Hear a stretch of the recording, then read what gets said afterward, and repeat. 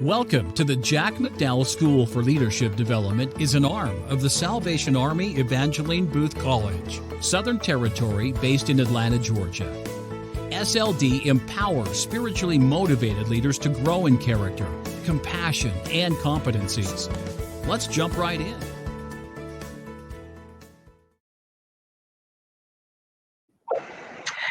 Well, happy Tuesday and welcome to Tuesday Conversations and Coffee. I'm Major Dr. Joanne Holz, the director of the Jack McDowell School for Leadership Development in Atlanta, Georgia, and I have the privilege of having with me today and next Tuesday, Dr. Beverly Peterson. She's going to introduce herself a little bit, but she's a Salvationist working in the Central Territory, and I'm going to have her tell a little bit again about what she's doing there. Recently, she's completed her doctoral degree in leadership development, and she'll give you just a little eye into that. So we're welcoming her to today as we talk about the skills of leadership, and then next week we'll be talking together about leadership styles and how that impacts leaders and what they're doing in today's world, in the Salvation Army and outside of the Salvation Army. The denominational boundaries really don't exist when we're talking about leadership development. So we're trusting that those people in our denomination and those outside who are listening will gain great insight. We want to also remind you just up front that as we're talking about leadership styles and skills, that the Jack McDowell School for Leadership has two specific types of curriculum. One is for the person of the leader, where you go inside and look at what is going on in you, how you lead, gaps, strengths, so forth. And because we're a Christ-centered school, we certainly want to do those modules that help us remain centered in Jesus. And then we have the competencies of the leader, or the leader practices. And we have many modules that we train for individuals and teams in that regard. So with that said, and without further ado, Dr. Beverly Peterson, just tell us a little bit about yourself. Well, good morning, Major Dr. Holtz. It's great to be here this morning. I am a lifelong Salvationist. I was dedicated by my parents, who were faithful soldiers. I spent 15 years as an officer in the Salvation Army. From 1985, I was a Guardian of the Truth Session, commissioned in the Central Territory. And I was 6 months shy of being a major when my husband and I resigned for the sake of our daughter's educational experience. And so we have remained faithful soldiers as at the Rockford Temple Corps in Rockford, Illinois, and I continue to work for the Salvation Army. I've been an employee for 14 years, almost matching my 15 years of officership next year, so 30 years next year. And I love what I do. I never believed that God called me to be a development director. I believe that He only called me to be a Salvation Army officer. So when life gets in the way, when things happen in life, God just can recreate your journey and just make it wonderful. And so I'm just excited to be at the Wisconsin Upper Michigan Division as the Executive Director of Development. I've only been here a year. I've always been a local development director. And so I'm what I call boots on the ground. And now I only have one boot on the ground compared to two, but I love being engaged with the Corps and building relationships with volunteers and employees and donors. And so that's what really is my passion, and learning and being able to teach about leadership development. I mean, that's what drove me to my doctoral program 4 years ago. And I completed that through all of that during the COVID year. You know, I have a degree, but I didn't get to walk the stage. But that's okay, because you know what? God has a plan for that as well. And so I'm just honored to be here and to share some of that information that I was able to research and gather, and hopefully ignite a passion for looking within ourselves and what is our leadership style and what skills do we have and what are those, and just being willing to share that information. Well, thank you so much for that. I think there's two things I've learned. One, your doctoral degree just shows you how much you don't know and how much more you have to learn. So it certainly isn't terminal in that education and learning is lifelong. It does give you the opportunity, if you will, to know other authors and people with whom you can share a specific line of work that you're interested in. And it does terms of the research, add to a knowledge base, which is certainly what your dissertation has done. And so we're just going to pull some little tidbits from the dissertation this morning. First, I'm interested in the jump from development to leadership, because development in terms of Salvation Army parlance is actually fundraising and resourcing in terms of material goods. Leadership development is obviously a little bit different animal than that. So tell me a little bit about how you jumped from one to the other in passion or pursuit. Well, for me, development has been the job that has come to me. That is, and so I love development in the fact that I love engaging with people and relationship building. I love all of that. And so if you think about it, that's what leadership development is too. It's that relationship building. It's getting to know, being able to be a follower and a leader. And I figured the two would meld, especially because even if I'm working in a local level and I'm just working with volunteers or donors, but then now in my capacity, and again, I went into it because I believe God called me into my doctoral program. My master's was on organizational leadership. My bachelor's was on organizational management. So it's just been a natural progression for me to go into a doctoral program that's on ethical leadership that really talked about leadership development. And so to be able to make that jump from, I don't see it as a jump, I see it as a melding of the two things that I do love, the things that I didn't know I loved, that have come to me in my life. And I just see, I've worked for the Salvation Army for many, many years, and we've all seen the good, the bad, and the ugly, as I would call it, as a Clint Eastwood movie, the good, the bad, and the ugly, in leadership. And so we have to look at that as a wake-up call to say, what type of leader do we want to be? What kind of skills do we possess, or what do we want to possess? And what type of leader are we going to be when we are interacting with other people? And that's in all avenues, just in busy. Yeah, everywhere. Well, let's jump into the skills of leadership, because that's what this particular topic is for today. And you've identified some soft skills and some hard skills. So if you could just differentiate between those two and then name what you're considering the soft skills and what you're considering the hard skills that we need as leaders. Absolutely. So those hard skills are those things that are related specifically to technical knowledge and training, while soft skills are more the personality traits such as leadership and communication and our time management. And so thinking about soft skill development, we factored in that it's a personal and interpersonal development. And what is classified as a leadership skills stratoplex by Mumford, he said there are 4 different types of soft skill areas. And I'm going to touch on those just briefly. On cognitive skills is considered the foundation of the leadership skill requirements, and that's comprised of those basic cognitive capabilities: collecting, processing, disseminating information. The ability to learn and adapt is really important to cognitive skills. And then we talk about the interpersonal skills as well. That's where social perceptiveness is to allow for an awareness of others' reactions and understanding why they reacted the way they did.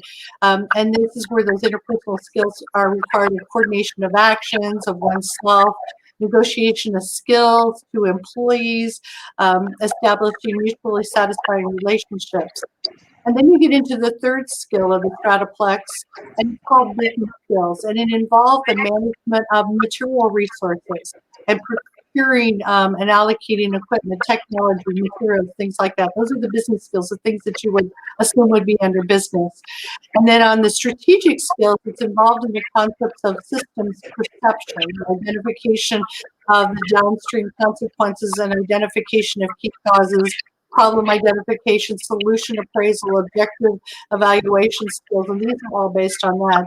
And then if we get into the hard skills, the hard leadership skills, they're identified as, but not limited to, the inspiration of shared vision, the environment of trust, communication, teamwork, creativity, and problem solving, motivation in others by accrediting them, and empowerment of others. And so those are the things that are what we consider the hard leadership skills.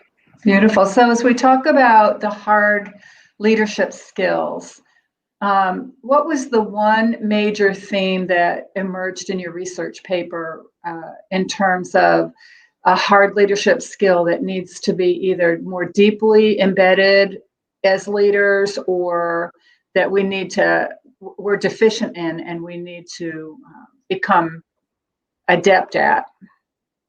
Well, those hard leadership skills that I think that we really need to look at are, what are those skills that we possess, or what are those skills that we need to possess? And so we look at the things like trustworthiness, integrity, how do we react to people, grit. There's a whole list of different hard leadership skills, that what do we possess in those, and what and how does that mold our leadership style as well? The dissertation used a multi-factor leadership questionnaire called an MLQ. And what that MLQ did is it had questions that each participant answered, and they were active Salvation Army officers that I was with my participants, my audience for this. And so how did they react to those skills? And then out of those skills, this 9 sub-skills came into play.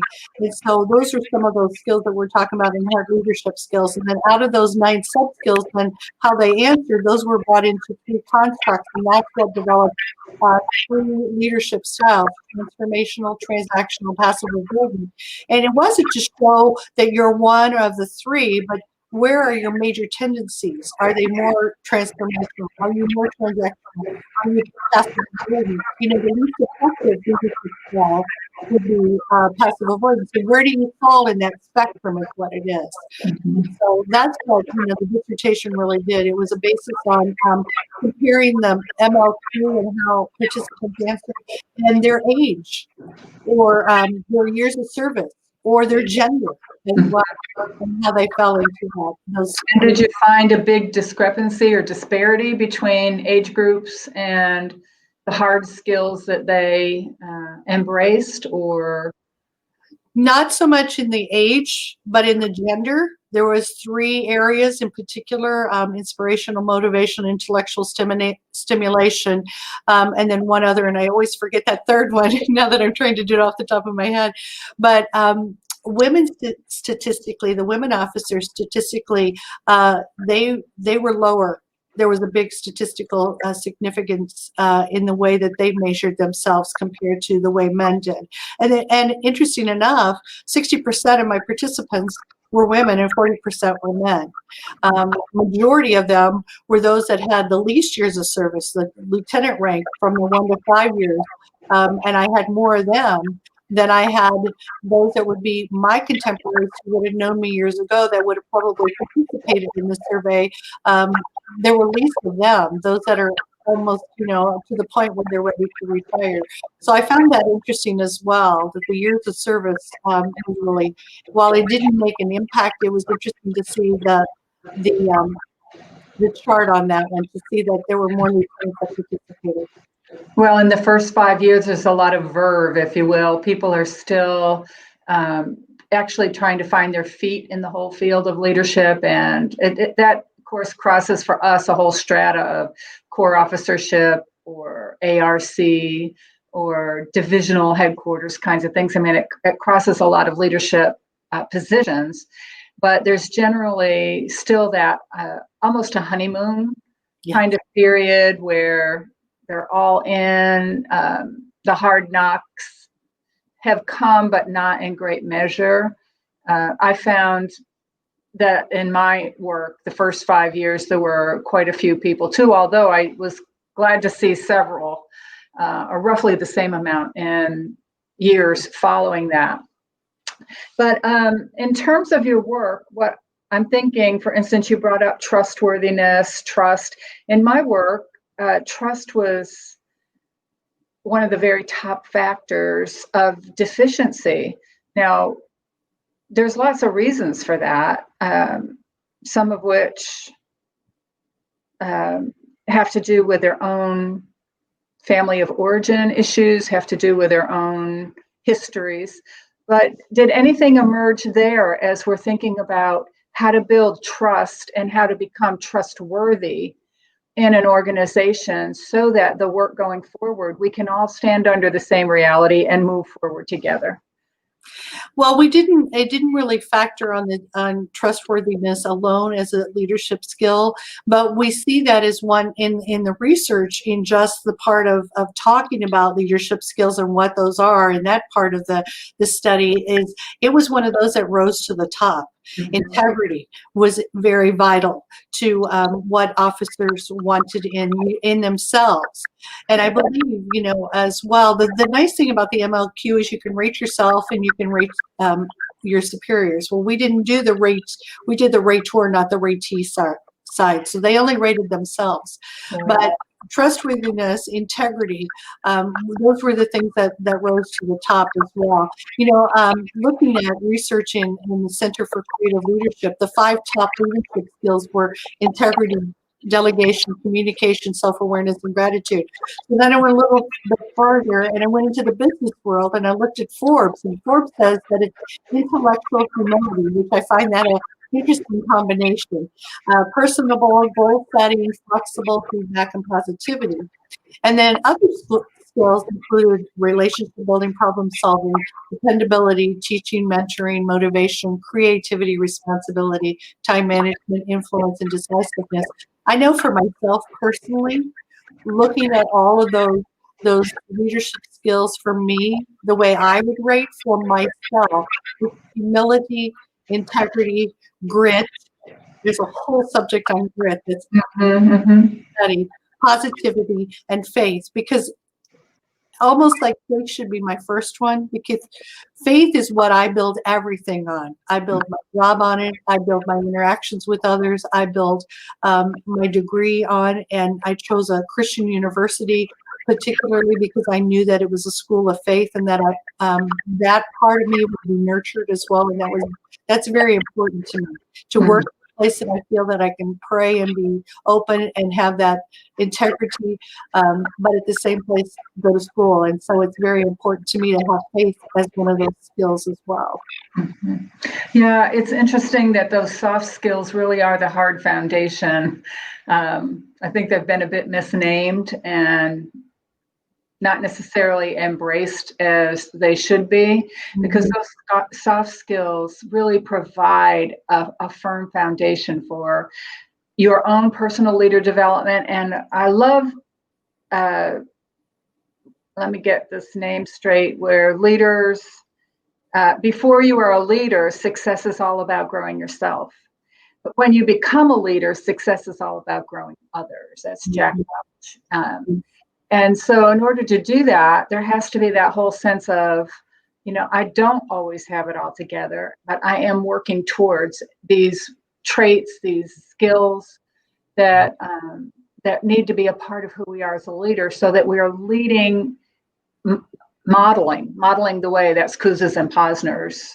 I'm sure you've certainly read all of that, right? Kouzes and Posner's Modeling the Way. So important in leaders and leader development. There's another quote here by Rosalind Carter. A leader takes people where they want to go, but a great leader takes people where they do not necessarily want to go, but ought to be. So how do you see that working out in your own leadership with your team or with leaders that you're working under, and what are they doing with that? Well, first of all, you never think of Rosalind Carter as a leader, I think, because she's such a quiet, genteel woman. And her husband's the one that we always know about, President Carter. So to find that quote, I thought to myself, that's the way for me is the fact that to be stretched and to go to places, this job is provided the opportunity to do things that I've never done before. And to have people believe and value and appreciate my experience, my education, my voice, that impacts me greatly. And so I see that as my leader. So how do I, if I see that, as you call, being modeled for me, then I want to model that for others too. I want to be able to have a team that communicates openly, that trusts each other in order to communicate openly, that create conflict. That's one of the hardest things on a team to do is conflict communication. To understand the fact that we may not always agree, but we can still work together. We may get to the point that we can't even come to an impasse on a decision and somebody else has to make it for us, so we may have to agree to disagree. And that's okay. We can all work together, and that's part of that communication. Two goals I have in this position. One, the first one is open communication, not only with my staff, but with the field, with those officers that DHQ is called to support. That's why we exist. Our divisional commander reminds us of that all the time. We exist the DHQ to support the field, and I absolutely have been on that side of the fence and understand how important that is. So I'm trying to communicate that with a team that is maybe not a Salvationist or ever been a Corps officer, and they don't always understand that because we are, an interesting paradigm in a workplace. Nonprofit, yet we're a corporation. We're a corporation, yet we're a nonprofit. We're a Christian organization, we're quasi-military. And that's what I see part of my role is just getting them to understand that by communicating them and then getting them to model that as well when they interact with other people. Yes, today's millennials fit right into this idea of kind of a team communication. Nothing is across the board, but by and large, what they appreciate is being able to pass off the leadership to whoever has the best skills or the best knowledge in an area, and they're willing to kind of peer serve together, if you will, without the worry of a hierarchical structure. So their communication is often informal, but complete somehow. Communication rose as a huge issue in my own doctoral work. I think what you're doing is coming from how you want to lead as a leader rather than how these particular skills and styles are actually impacting in today's world. But two things you brought up are trustworthiness or trust and communication, which are the two that rose to the top in my own research. So they're all extremely connected, right?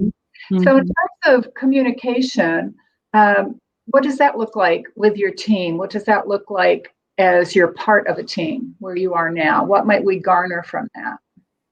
Well, I think communication, again, you go back to what is the message and what is the vision? And is it your vision or is it a shared vision? Are they your goals or are they shared goals? Again, if you want a command and control situation, you can set all of those parameters and say this is the way it's going to be done. But I don't think that's the most effective type of leadership, and that's not the leader that I want to be. I want to be able to share vision. I want them to share theirs, and I want to share mine. And we want to set the vision together. We want to set the goals together. I have 6 people in particular that are my leadership team, and I look at the model that Jesus had. He had 12 disciples. Yes, he talked to the masses, but he had 12 disciples that he lived with, he modeled with, he mentored, he cried with, he prayed with. And this is the team that I have that I want to do the same thing. I want to be able to engage them to feel empowered enough that they can engage their team and make decisions. But at the same time, be willing to communicate because I have somebody that I have to answer to and they have somebody they answer to, but we don't answer so much as we share. We work on it together. We solve together. And that's the type of communication that I want. If anything, I probably have been accused of being an over-communicator. I worked for a dear lieutenant colonel that had retired. He had been the National Chief Secretary at one point. And he said to me, "Bob, you send me too many emails." I was working as a community relation person. And I said, "Colonel, I don't know what you want to know, what you don't want to know. So can you just hear me and just delete them if you don't want to know it?" And he's like, "Fair enough." And I always remember his kindness in that. He could have came back and said, "No, I want you to tell me this, this, and this," but he didn't. He's like, "Fair enough." And so I try to do the same thing and be part of the leadership that I think is impactful is valuing every email and every phone call and every conversation that it needs a response. Even if you don't need to solve a problem, you still need to respond, Yes. and acknowledge it. So, because it was very important to that person who sent that communication to you. And that's a great word, especially for today. One of the big deficits that I see is the lack of even opening an email, much less responding to an email. Mm-hmm. And you're right. We need to see that that email is a communication, and that communication needs to be honored. It's not just an inconvenience in our day, but at some point or the next day. And I do get that email has almost caused us to be on every moment unless we put some boundaries around when we're going to open emails and when we're going to respond to emails and so forth. But they do need to be opened. They do need to be responded to, because you are actually honoring the other person. Mm-hmm. Well, this whole leadership skills piece is huge. And for us, it comes after, and us, I mean the School for Leadership Development. We do a lot of training in skills commensurate with training the person of the leader. Mm-hmm. Because we can be very skills-based and not come from a great place inside ourselves, which will destroy the skills. Mm-hmm. In fact, we often tear down with our skills and practices or tear down with our character what we build with our skills and practices. Yes. So Yes. we need to be careful that our character is commensurate with the level of skill that the Army has entrusted to us, Mm-hmm. and that we keep learning, keep growing. Absolutely. I want to thank you so much for this conversation on leadership skills. Again, follow the School for Leadership Development at sld.com, sldleadership.com, or SLD Leadership or SLD TV. And we will be glad to respond to any of the questions that you have, or come to the table with modules and trainings that you and or your team needs. Dr. Peterson, we look forward to talking about leadership styles next week and see what comes from that. Thank you for your work and what you can contribute further to this important topic of leadership development. I'll see you next week. Ladies and gentlemen, we'll see you next week on Tuesday Conversation and Coffee. God bless you.